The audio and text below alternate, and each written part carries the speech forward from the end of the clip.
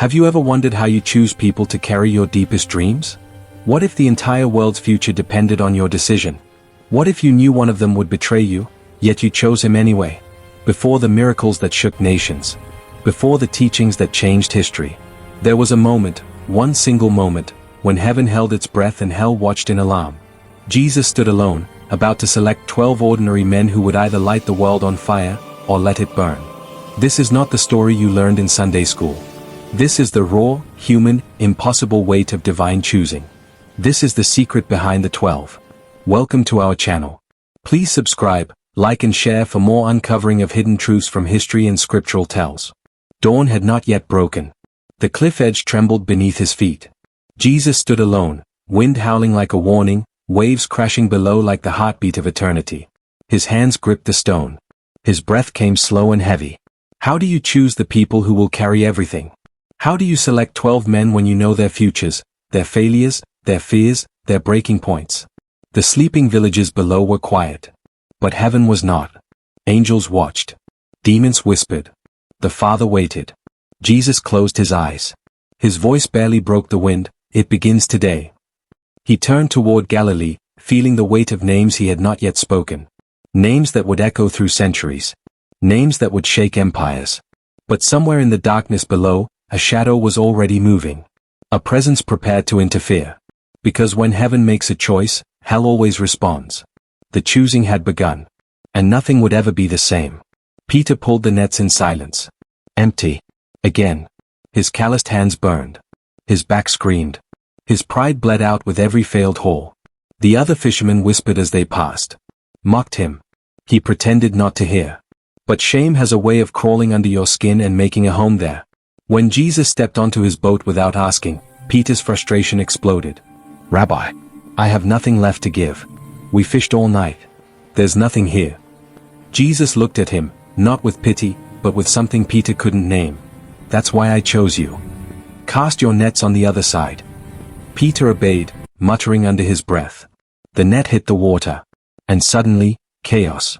Fish everywhere. The net ripping. Water splashing. Men shouting. The boat tipping under the impossible weight. Peter fell to his knees, gasping. Leave me, Lord.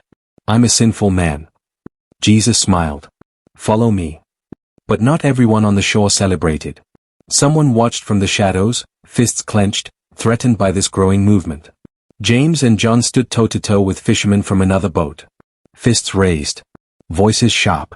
The argument had started small, a misplaced net, a careless word. But now it was personal. Say that again. James snarled, his jaw tight. John stepped forward, ready to throw the first punch. Heat radiated off them like they were made of fire waiting to explode. Then a voice cut through the chaos. Calm. Steady. Pacing. Follow me. The brothers froze. Jesus stood between them and the fight, eyes locked on theirs. Not angry. Not disappointed. Just, knowing. Why us? John asked, breathless. Jesus looked at them both, at their clenched fists, their burning eyes, their raw passion. Because your fire will shape nations, once it's purified. James blinked. No one had ever called their anger anything but a curse. But Jesus called it potential. They dropped their nets and followed. But behind them, a silent figure in the crowd clenched his fist, watching every move Jesus made. Someone was taking notes. Someone was threatened. The tax booth sat like a wound in the marketplace. Everyone walked past quickly, eyes averted. No one wanted to be seen near it. Inside, Levi counted coins. Outside, the insults came like arrows. Traitor. Thief. Roman dog. He didn't flinch. He'd learned not to. But his eyes told a different story, years of rejection carved into every glance. When Jesus walked straight into the booth, Levi's breath caught. People didn't come to him. They avoided him. Cursed him. Spat at him. But Jesus stood there, unflinching. Levi, follow me. The words hit like a hammer to glass. Levi froze.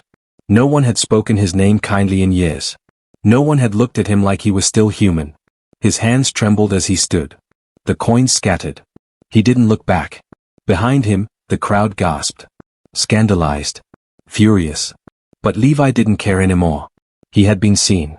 He had been chosen. Yet someone watched from a nearby rooftop, taking note of every man Jesus touched.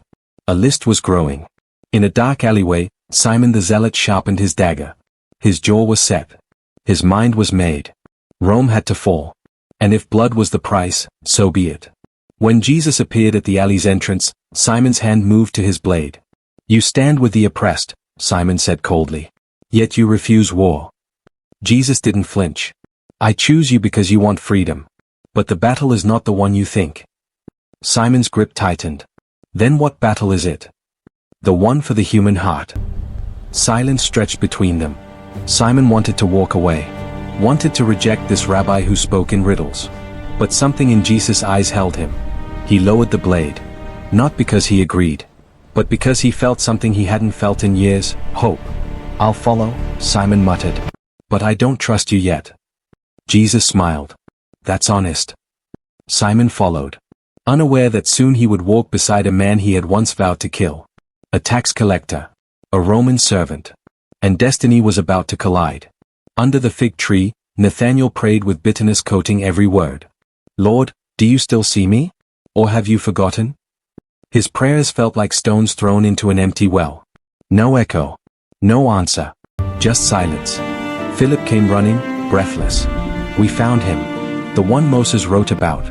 Come see." Nathanael didn't move. He'd heard this before. False messiahs. Empty promises. Disappointment disguised as hope. "Can anything good come from Nazareth?" he muttered. But when Jesus arrived, he spoke before Nathanael could. "I saw you. Under the tree." Nathanael's breath stopped. His chest tightened. No one had been there. No one had seen him. No one knew about that broken prayer under the fig tree where he'd poured out his soul. How do you know me?" Jesus smiled gently. "Before Philip called you, I saw you." Nathanael's doubt shattered like glass. Tears filled his eyes. "Rabbi, you are the Son of God." But somewhere else, doubt was rising. Darker. Quieter. And far more dangerous than Nathanael's honest questions. In a humble village where no one important ever stopped, Jesus called two names. James. Thaddeus. Two young men looked around, confused. Surely he meant someone else. Surely there was a mistake. James the Lesser had lived his whole life being overlooked. People forgot his name. Forgot his face. He was always the other James. Always second. Thaddeus was the same. Quiet. Unremarkable. The kind of person crowds looked past without thinking. But Jesus looked directly at them. "Follow me." "Why us?" James whispered. Jesus knelt to their level, his voice soft but firm. "The world counts you small. Heaven does not." Tears stung their eyes. For the first time in their lives, someone saw them. Not for what they could do. Not for their talents or connections. But simply because heaven had marked them. They followed, trembling with something between fear and wonder. But in the shadows nearby, someone whispered bitterly, "Why them? Why not me?" Jealousy had taken root. And it would grow into something far darker. Thomas stood at the edge of the crowd, watching Jesus heal a man. The miracle unfolded before his eyes, twisted limbs made straight, blind eyes opened, the man dancing with joy. But Thomas stepped back. His hands shook. His mind raced. "I want to believe," he whispered to himself. "But I've been wrong before. What if this is just another false hope?" Jesus turned, as if he'd heard the whisper from across the crowd. He walked straight to Thomas. No rebuke. No disappointment. Just presence. "Come and see," Jesus said simply. Thomas hesitated. "What if I doubt you?" "Then doubt with me. Walk with me. Question with me. I don't need your certainty, Thomas. I need your honesty." Thomas felt something crack inside his chest. Relief. Permission to be uncertain. Permission to struggle. He nodded slowly. "I'll come." Jesus smiled. "Good." Thomas followed, not because he had all the answers, but because he was finally allowed to ask the questions. But the more men Jesus gathered, the more pressure built in the unseen realms above them. Something was stirring. Judas sat alone at a quiet market stall, staring at a purse with too few coins. His family was struggling. His dreams felt distant. His life felt small. He wanted more. Not out of greed, but out of hunger, for purpose, for significance, for proof that his life mattered. When Jesus approached, Judas straightened, hopeful. Maybe this rabbi had heard of him. Maybe he'd finally been noticed. "Walk with me," Jesus said, his eyes steady and deep. Judas' heart leaped. Me? Yes. You. Judas stood quickly, breathless, his mind racing. He had been chosen. Finally. He would be part of something great. Something that mattered. He followed Jesus with a smile, clutching his small purse tightly. For the first time in years, he felt hope. But heaven trembled. Angels looked away. The Father's heart ached. Because Jesus knew. He knew what Judas would do. He knew the path ahead. He knew the betrayal waiting in the shadows. And yet, he chose him anyway. For reasons the world would struggle to understand. As the disciples gathered for the first time, something shifted in the air. Animals grew restless. Birds scattered. The wind changed direction. Peter glanced at John. Do you feel that? John nodded, uneasy. Something's wrong. The disciples argued over who should stand closest to Jesus. Simon the Zealot glared at Matthew the tax collector. Thomas questioned everything. Judas sat slightly apart, watching carefully. But Jesus stood still, silent, as if listening to something none of them could hear. His eyes scanned the horizon. His jaw tightened. Unseen to them, spiritual forces clashed. Angels stood ready. Demons circled. Heaven and hell watched this gathering with alarm and anticipation. Because 12 ordinary men had just been brought together. And the enemy knew what that meant. The balance of power was shifting. The kingdom was advancing. And hell would not stand by quietly. Jesus' voice cut through the chaos. We go to the mountain. Now. No explanation. No debate. Just command. The disciples scrambled to follow. Something urgent was happening. Something beyond their understanding. On the mountain, Jesus prayed through the night. Alone. Exhausted. Agonized. The disciples slept below, unaware of the cosmic battle raging above them. Lightning flickered on the horizon, not from a storm, but from something deeper. Spiritual resistance. Demonic fury. Angelic warfare. Jesus' voice broke the silence. Father, show me who will carry the kingdom. One by one, faces flashed in his mind. Peter, bold but impulsive. John, passionate but prideful. Matthew, faithful but haunted by his past. Simon, zealous but dangerous. Thomas, honest but doubtful. Each face came with a weight. A future. A destiny. A breaking point. But one face lingered longer than the others. Judas. Jesus' chest tightened. Tears slipped down his face. Father, must it be him? Silence answered. Not because God was absent, but because the answer was yes. The plan required it. The prophecy demanded it. Jesus wept. Not for himself. But for the man he would choose, knowing what it would cost him. Knowing the darkness that would consume him. Heaven wept with him. Because love always costs. At dawn, the disciples stood in a tense line. Dust swirled around their feet. Their breath hung in the cold morning air. No one spoke. Jesus descended from the mountain, his face marked by the weight of the night. He looked at each of them, slowly, deliberately. Then he began to call their names. Simon Peter. Peter stepped forward, trembling. Andrew. James and John. Philip. Nathaniel. Matthew. Each name fell like a hammer. Heavy. Final. Irrevocable. Thomas. James the son of Alphaeus. Thaddeus. Simon the Zealot. 11 names. 11 men. 11 futures bound to his. Then Jesus paused. His eyes found Judas. The air seemed to hold its breath. Judas Iscariot. Judas' eyes widened. Relief flooded his face. He had been chosen. He was part of this. He mattered. But Jesus' gaze lingered, filled with something Judas couldn't read. Sorrow? Compassion? Grief?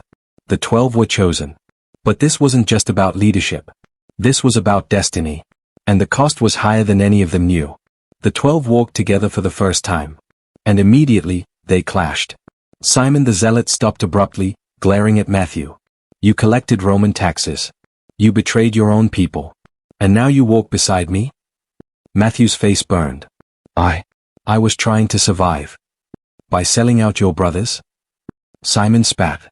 Peter stepped between them. Enough. But John turned on Peter. Who made you the leader? Jesus did. Peter shot back. He called all of us. John countered. Thomas stood apart, shaking his head. This is madness. We can't even agree on where to walk. Judas watched quietly, calculating, filing away every conflict, every weakness, every fracture. Jesus stood at the front, silent, watching, waiting. Finally, he turned. His voice was calm but firm. This is why you were chosen. None of you can do this alone. You need each other. And you need me. The disciples fell silent, ashamed. But deeper fractures were forming, hidden beneath smiles and miracles. Cracks that would one day split wide open. Jesus gathered the 12 and gave them an impossible task. Go, 2 by 2. Preach the kingdom. Heal the sick. Cast out demons. Fear rippled through the group. We're not ready, Thomas said. You never will be, Jesus replied. But you're sent anyway. They went. Trembling. Uncertain. Some succeeded beyond their wildest dreams. Others stumbled. Failed. Returned defeated. Peter preached boldly but argued with villagers. John healed a child but burned with pride. Thomas wrestled with doubt the entire time. Judas performed miracles but kept a careful record of who owed him gratitude. When they returned, exhausted and changed, Jesus looked at them with deep compassion. Now you begin to understand. Understand what? Andrew asked. That power without humility destroys. That faith without love is noise. That you are not the heroes of this story. You are the vessels. And the kingdom flows through broken vessels best. The disciples sat in silence. Raw. Exposed. Humbled. But the greatest secret behind their choosing had not yet been revealed. And when it came, it would shatter everything they thought they knew. That night, they sat around a fire. The flames crackled. The stars stretched overhead. Jesus spoke quietly, his voice carrying weight beyond words. I did not choose you because you were ready. I chose you because the world needs to see what God can do with the willing, the wounded, and the weak. Peter looked at his hands, rough, scarred, imperfect. Matthew stared at the ground, still haunted by his past. Thomas clenched his jaw, still wrestling with doubt.